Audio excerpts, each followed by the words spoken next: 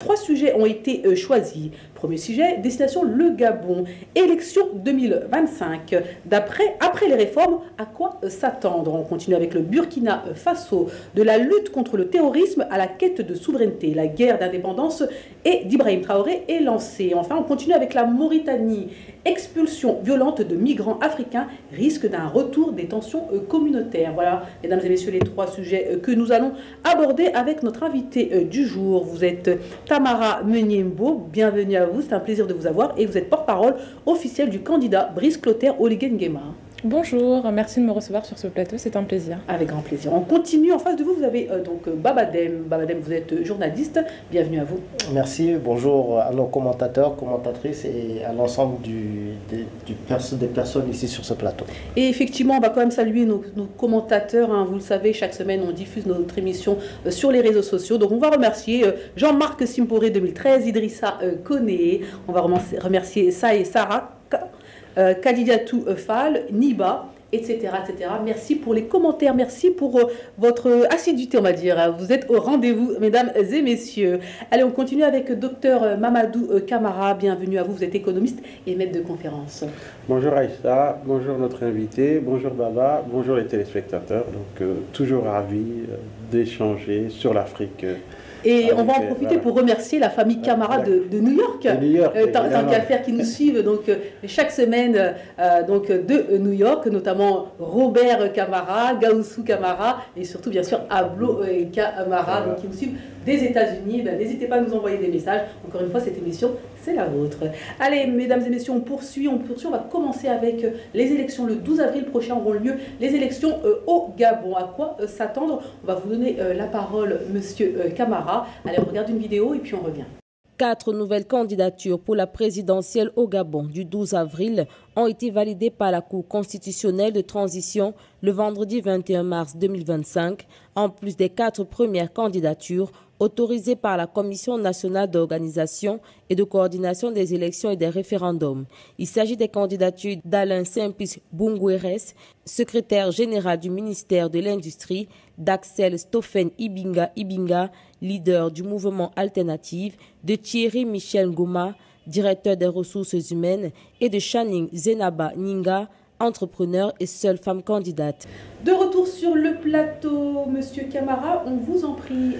Alors, donc Aïcha, on est à 2 semaines de l'élection présidentielle du Gabon, qui est prévue le 12 avril 2025. Alors, à la date limite de dépôt des candidatures, il y avait plus d'une vingtaine de candidatures qui avaient été déposées. Et finalement, dans un premier temps, la Commission nationale d'organisation et de coordination des élections et du référendum avait retenu seulement 4 candidatures. Et après des recours devant la Cour constitutionnelle, 4 autres candidats ont été repêchés. Ce qui fait qu'au final, ils seront 8 candidats donc à concourir pour le poste de président de la République du Gabon. Donc parmi ces candidats, évidemment, on a le président de la transition, M. Brice Oliguen Nguema, et celui qui apparaît comme étant son principal challenger, Alain-Claude Bilimbizé, donc ancien Premier ministre de Omar Bongo Ondimba, enfin de Ali Bongo Ondimba, pardon. Et on a parmi ces candidats une femme, donc une jeune femme entrepreneur, Madame Djenaba Ninga Channing. Alors, la question qui traverse toutes les discussions aujourd'hui, c'est est-ce que ces scrutins présidentiels a-t-il réellement un enjeu, hein? Alors pourquoi? Parce que d'une part, on considère que le président de la transition n'a pas réellement de candidat de poids en face de lui. Donc voilà, même si l'ancien Premier ministre Ali Bongo apparaît comme un challenger, mais on pense qu'il ne fera pas le poids. Et ensuite, la deuxième question, c'est est-ce que finalement, le fait que des centaines d'associations et de partis politiques apportent leur soutien au candidat Oliguen Nguema, notamment à travers la plateforme Les Bâtisseurs, est-ce que cela ne va-t-il pas être un handicap pour lui? Est-ce qu'il pourra faire toutes les réformes qu'il souhaite? Est-ce qu'il pourra changer toutes les pratiques dans la gestion du pouvoir avec tous ses alliés. Donc c'est vraiment une question qu'on est en droit de se poser. Et finalement, on se demande, est-ce qu'il ne fallait pas prendre un peu plus de temps, concevoir un code électoral peut-être un peu plus inclusif,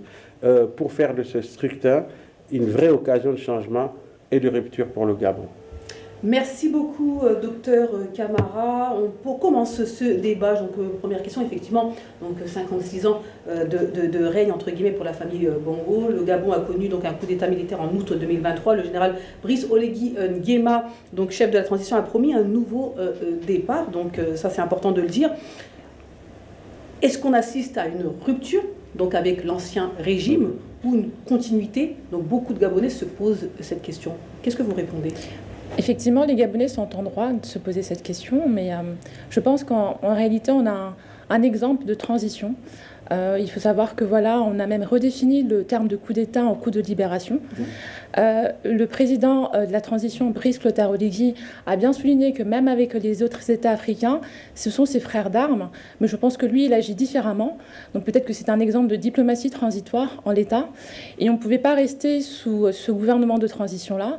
Déjà, on a eu des mesures qui ont été établies. Il faut savoir que la sanction au niveau de la CEAC a été levée, et auprès de l'UA sera aussi levée. Je ne pense pas vraiment qu'on puisse parler de continuité. On a une personne qui incarne ce système de rupture et qui est également plus proche du peuple.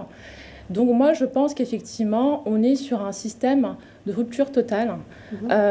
Tous les efforts ont été mis en place en l'état du droit. On a même un code électoral, effectivement, où des mesures ont été établies.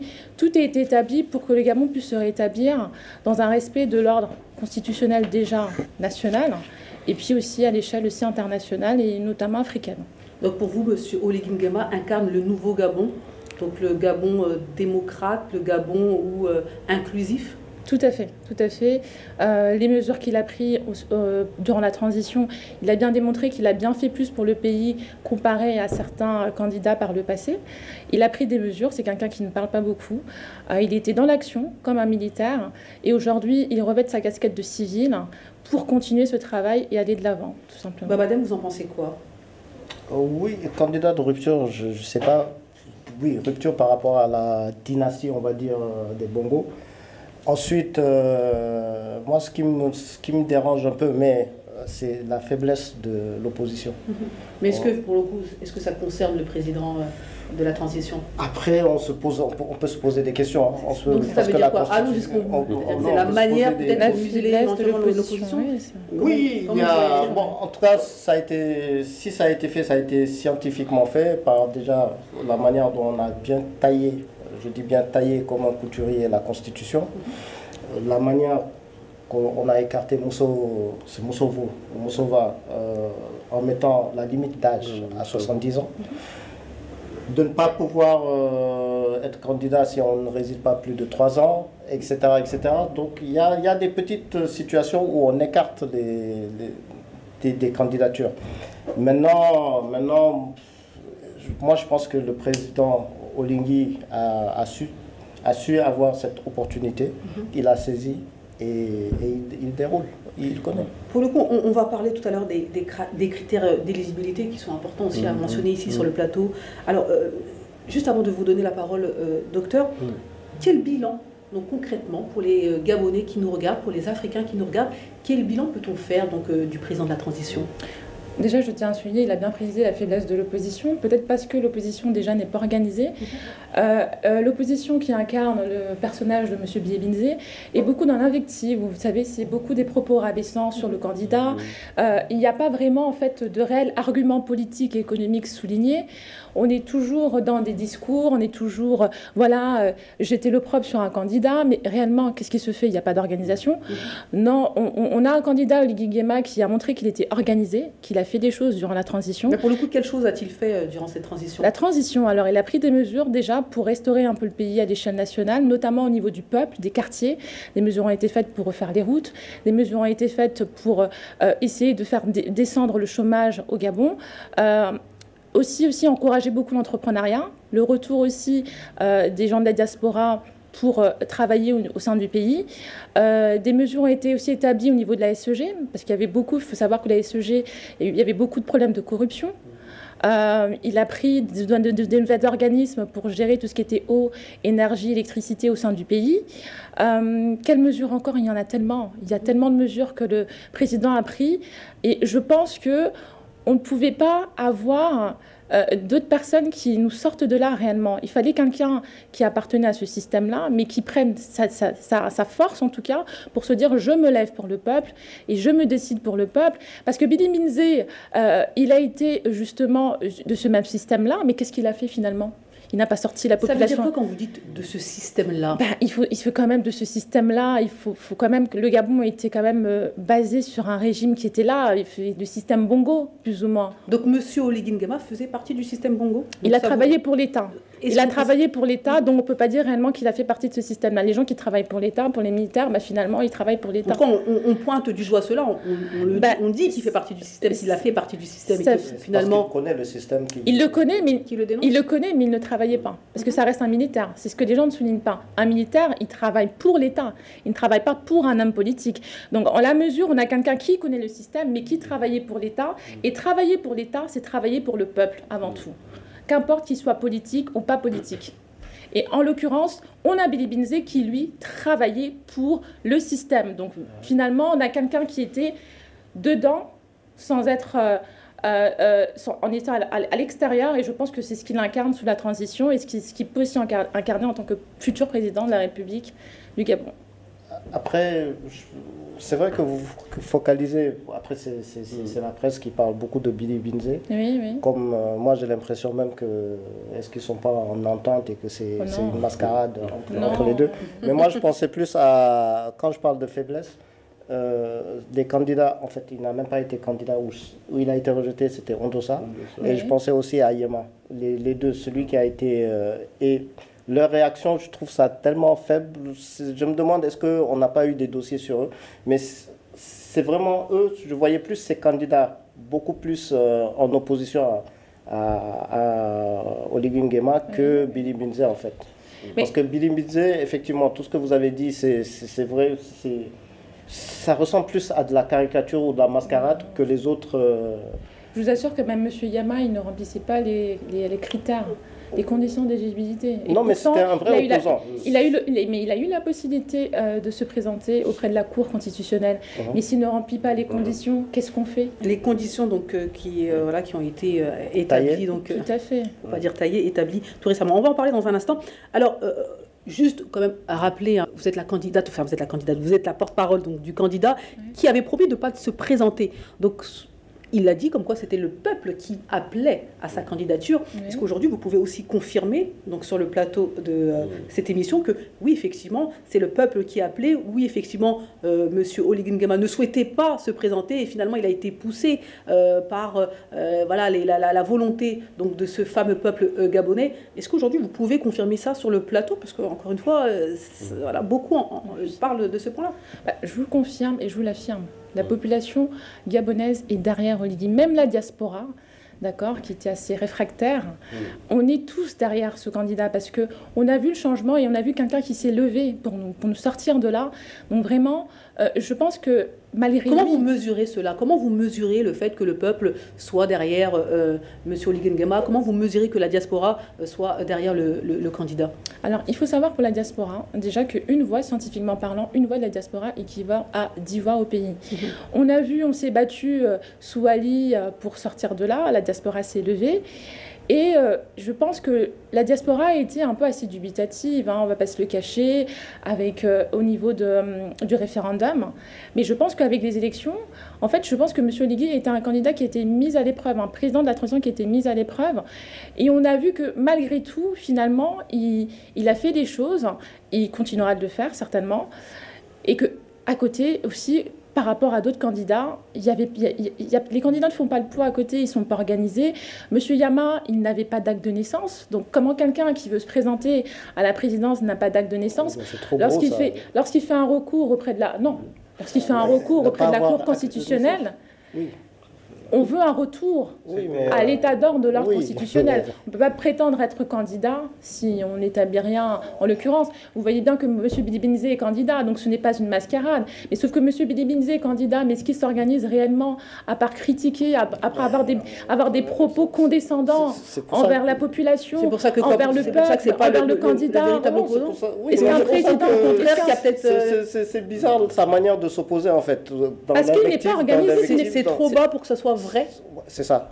Pour moi, c'est ça. En tant qu'ancien Premier ministre, la manière en tant qu'ancien Premier ministre, en tant que personne du système, de l'ancien système, il aurait dû proposer un programme, mais là, il s'attaque directement. Mais il a toujours fait, Bidi Binzé. Hein. Oui, ce n'est pas parce que c'est Oligui aujourd'hui. Il a toujours fait. Mais... Il a quand même le scandale qu'il avait quand même dénudé un de ses professeurs d'université.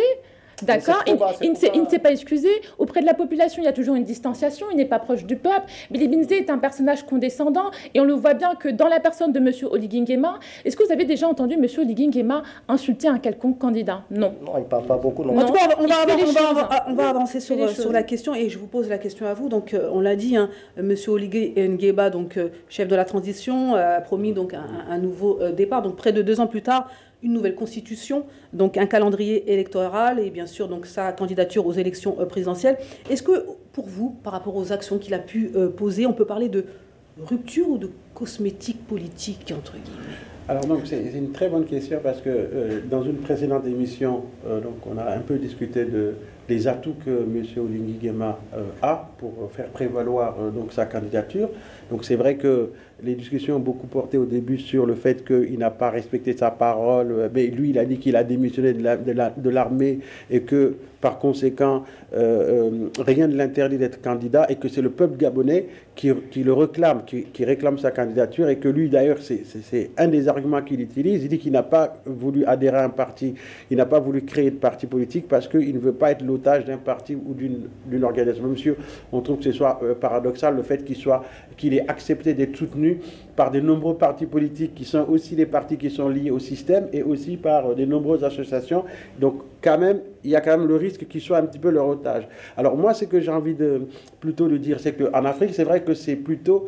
Alors, c'est pas qu'il n'y ait pas d'hommes providentiels, mais pour changer un pays, on a quand même besoin de s'appuyer sur une administration, celle qui a été là depuis plus de 50 ans sous le régime Bongo. Est-ce que vous estimez qu'aujourd'hui, avec justement tous ces soutiens, est-ce que vraiment Oligui Nguema pourra changer l'administration gabonaise, pourra changer la manière de faire de la politique au Gabon ou pas? Depuis 1 an et demi, il a quand même mis pas mal de sentiers en route, notamment au niveau des infrastructures. Donc ça, c'est quand même un atout et que, d'ailleurs, on l'avait dit précédemment, il a aussi une volonté d'aller vers un peu plus de souverainisme.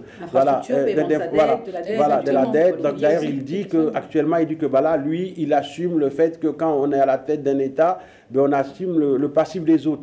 Que toutes les heures de gestion ou de mauvaise gouvernance qu'il a eues, mais lui, il les assume. Il a payé tout le monde, toutes les institutions auxquelles le Gabon devait de l'argent, il a payé, que lui, il est un homme responsable et qu'il entend poursuivre ainsi. Bon, mais tout récemment, j'ai lu, par exemple, dans une de ses interviews, finalement, on avait peut-être pensé qu'il était plutôt dans une dynamique de rupture, enfin notamment quand je vois un petit peu les relations internationales, notamment les rapports avec un certain nombre de pays comme la France, mais la dernière interview que j'ai lue de lui, finalement, atténue assez ces éléments-là, puisqu'il dit que le Gabon reste ouvert, qu'aucun pays ne peut se développer tout seul, que finalement, bon, on lui pose la question par rapport à la présence militaire française, il dit que voilà, ça va se transformer en autre chose, voilà, mais que la France, et que demain, si la Russie veut venir au Gabon, si la Chine veut venir au Gabon, ils seront les bienvenus, alors qu'on est quand même, en Afrique, en tout cas de l'Ouest,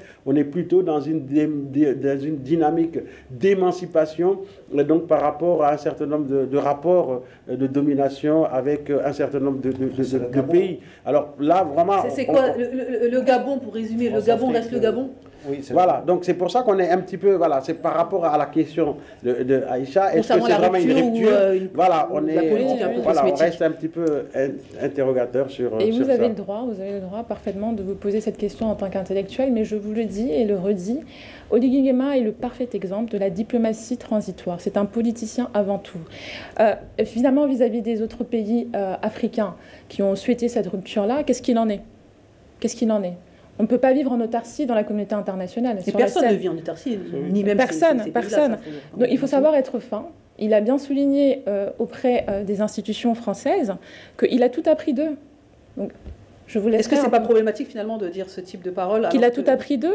Ben non, parce que finalement, lorsque... Pour un continent qui souhaite un peu la rupture, même si c'est une rupture frontale, mais en tout cas une émancipation, des relations différentes. Justement, on apprend de certaines personnes avec qui vous avez eu des relations, avec qui vous avez entretenu des relations politiques, économiques. Lorsque vous avez un professeur en la matière... que ça puisse faire peur, tout simplement. La question, elle est... Ça peut faire peur, mais il faut comprendre l'enjeu et le jeu politique derrière tout ça. Je vous dis que il incarne cet exemple de diplomatie transitoire. En l'état, on a d'autres coups d'État qui ont été établis en Afrique, mais on est dans un statu quo dans certains pays. Donc qu'est-ce qu'on fait? Le pays n'avance pas. Nous, au Gabon, on a envie d'avancer en tout cas. Et on se rallie derrière le candidat Brice Oligui pour avancer, en tout état de cause.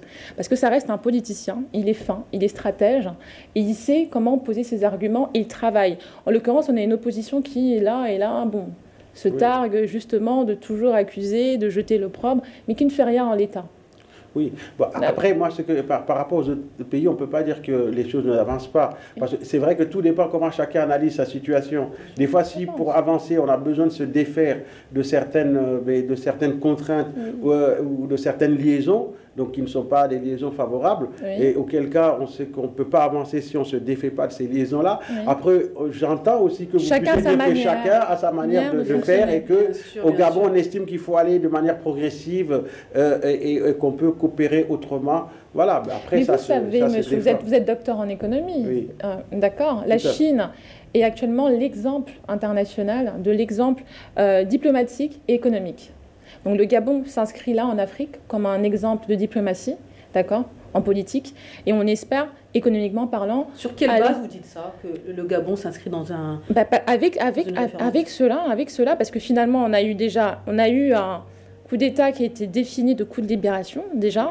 Oui, après, on est passé sous un gouvernement de transition. Oui, ce sont des mots, mais les mots ont leur sens. Oui, mais après, les mots ont leur sens, Madame Aïssata. Les mots ont leur sens. J'entends bien. Leur teneur. On peut renommer tout ce qu'on veut, en fait. On peut renommer tout ce qu'on veut, mais en renommant, on y apporte la force derrière, d'accord.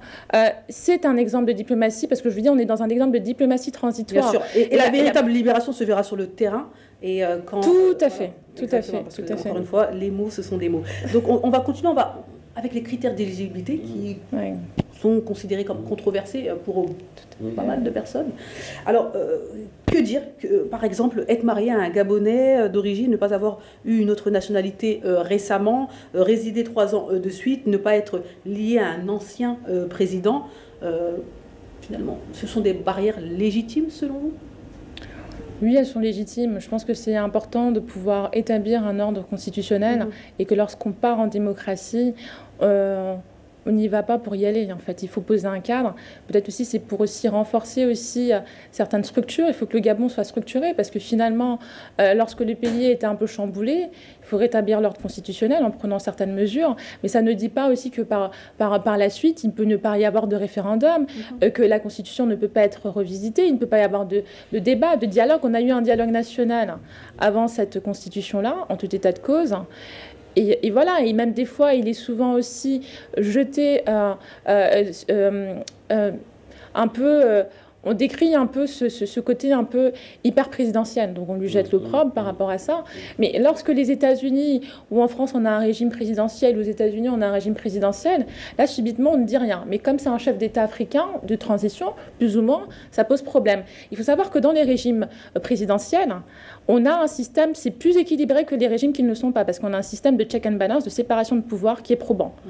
Donc voilà, en tout état de cause. Après, on ne va pas rentrer dans des polémiques ou dans des comparaisons parfois qui sont difficiles à tenir parce qu'on sait bien qu'aux États-Unis ou en France, on a des institutions quand même qui sont assez fortes, qui peuvent servir de contrepoids. Bon, voilà, on va pas. Est-ce que c'est le cas au Gabon? Est-ce qu'aujourd'hui au Gabon, on a des institutions assez fortes, non contrôlées, qui peuvent faire face Mais vous l'avez bien vu, on a laissé la possibilité à ses opposants ou aux autres candidats de faire des recours auprès de la Cour constitutionnelle.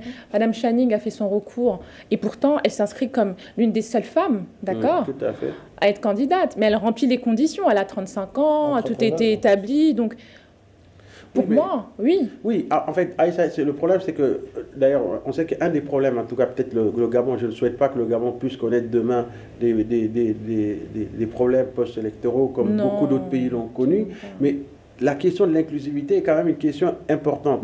On dit quand même, si les élections sont organisées, il faudrait quand même tout faire pour que personne ne se sente exclu, qu'aucune composante, parce que quoi qu'on dise, quand on fait de la politique, c'est qu'on se sent quand même représenter quand même quelqu'un ou des gens, et donc qu'aucune composante de la population ne se sente exclue parce que leur candidat ou leur champion n'a pas été dans une situation de compétir. Ça, c'est vraiment un problème, un souci qu'il faut peut-être régler. On entend peut-être le fait qu'on ne peut pas faire, ça ne peut pas être le bazar, on ne peut pas laisser tout le monde n'importe qui se présenter. Quelles seraient les conséquences, finalement, si on n'a pas une élection inclusive, comme vous le voyez, parce que pour eux, vous considérez que c'est inclusif, mais vous considérez que si des candidats ne sont pas, en tout cas, on ne leur permet pas de déposer leur candidature. Ça facilitera les critiques. Par exemple, si demain le gouvernement était confronté à des difficultés importantes, les gens vont dire, voilà, qu'est-ce que vous avez vu? Nous, on a été exclus. Ne serait-ce que pour le débat. C'est que même si on est sûr de gagner et de remporter une élection, le fait de laisser des candidats de poids ou qui ont une certaine légitimité dans l'opinion se présenter, ça permet aussi de hausser le niveau du débat politique.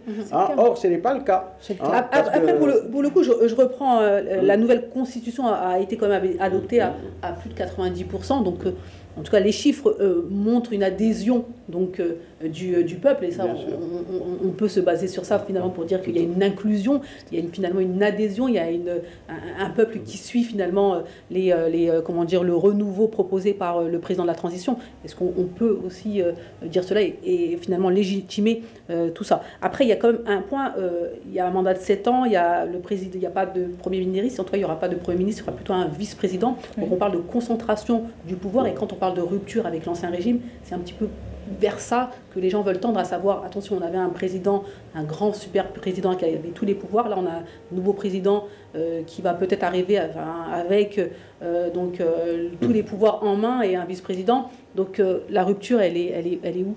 La rupture, elle est là. Je reviendrai aussi sur vos mots. Vous avez dit tout à l'heure que les mots ne sont que des mots. Et là, vous avez appuyé sur les chiffres. J'aime ça, parce qu'en sciences politiques, on parle de sciences, donc c'est toujours des données scientifiques.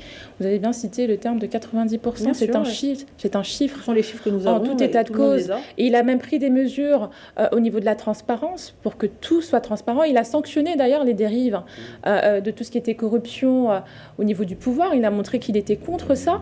Moi, je pense qu'on peut vraiment parler d'une rupture. Parce qu'en tout état de cause, toutes les mesures ont été prises. Une nouvelle constitution, un nouveau code électoral. Je suis juriste avant tout. Donc moi, les juristes, on défend le droit et les lois. Je ne suis pas avocate. Les avocats sont dans le clientélisme. Et je regarde la loi. Tout simplement, on a toute une loi qui est là en tout état de cause. On a laissé des candidats se présenter s'ils ne remplissent pas les conditions d'éligibilité. La Cour constitutionnelle décide. La Cour constitutionnelle, ce n'est pas Oligui. Donc ça reste... On espère en tout cas. Mais bien sûr. En soi, vous êtes là pour le dire pour le confirmer sur le plateau. On va avancer, on sommes presque au terme de cette première partie. Alors rapidement, pour les téléspectateurs qui nous regardent, surtout pour les Gabonais qui vont aller aux urnes, donc le 12 avril, quels sont les grands projets, les grands chantiers que le candidat Oligui Nguema souhaite mettre en œuvre s'il est élu président du Gabon? Déjà, sous le gouvernement de transition, il a fait un État. Des recettes étatiques, d'accord? Qu'est-ce qui nous reste? Il y a, certains ont soulevé la dette, mais il a soldé finalement toutes ces dettes. Je pense qu'en termes de programme politique, c'est d'abord se focaliser d'abord sur la population et sur notre État. 50% des jeunes sont au chômage. Des mesures vont être prises par rapport à ça. On va aller sur un système... La cherté de la vie. la cherté de la vie, mais pour ça, il faut tout remettre à point. On va sur déjà un programme de décentralisation. Donc, vous avez parlé de concentration, pas réellement, parce qu'avec un système de décentralisation, par exemple, au sein d'un pays, au sein d'un État, ça va nous permettre de développer les provinces. Je pense qu'il a montré que lui, il était gabonais, qu'il n'était pas forcément de telle ethnie ou de telle ethnie. Il représentait tout le Gabon. Donc, vous imaginez, par exemple, que rien qu'avec un système de décentralisation, avec des autorités de déconcentration. Donc, finalement, avec des autorités de déconcentration, ça permet justement de ne pas jeter l'opprobre sur un personnage politique ou un président à l'État. Avec la décentralisation, on peut tout mettre en place. On peut développer les provinces, on peut développer les écoles, on peut développer... il y a des mesures politiques, économiques et sociales qui peuvent être mises en place, des écoles, des hôpitaux, du travail, et puis aussi se détacher aussi de cette plus ou moins politique que le Gabon avait de s'appuyer uniquement sur le pétrole, avec des moyens de décentralisation, avec des autorités de déconcentration qui va veiller à ce que les choses soient bien établies dans toutes les provinces. Et bien finalement, on va générer de l'emploi, on va générer du travail, on va peut-être aussi mettre en place aussi des mesures aussi sociales au niveau des hôpitaux, comme je vous l'ai souligné. Et je pense que le pays peut se développer vis-à-vis de ça. Et on ne va pas aussi uniquement dépendre du pétrole, parce qu'on va créer nos richesses, parce qu'on a des richesses. On l'espère, quoi qu'il en soit, la campagne est lancée. En tout cas, j'espère que les Gabonais ont eu réponse à leurs questions. Alors, que dire? Encore une fois, le 29 mars a été lancée donc, la campagne électorale. 8 candidats sont en lice. Et nous, ce qu'on souhaite, c'est que, eh bien, le pouvoir d'hier, le système d'hier ne devienne pas le système de demain. Tout simplement. On va s'arrêter sur cela et je pense que vous allez dire qu'il ne deviendra pas. Il ne deviendra pas, assurément. Merci beaucoup. Chaque planète a sa propre guerre.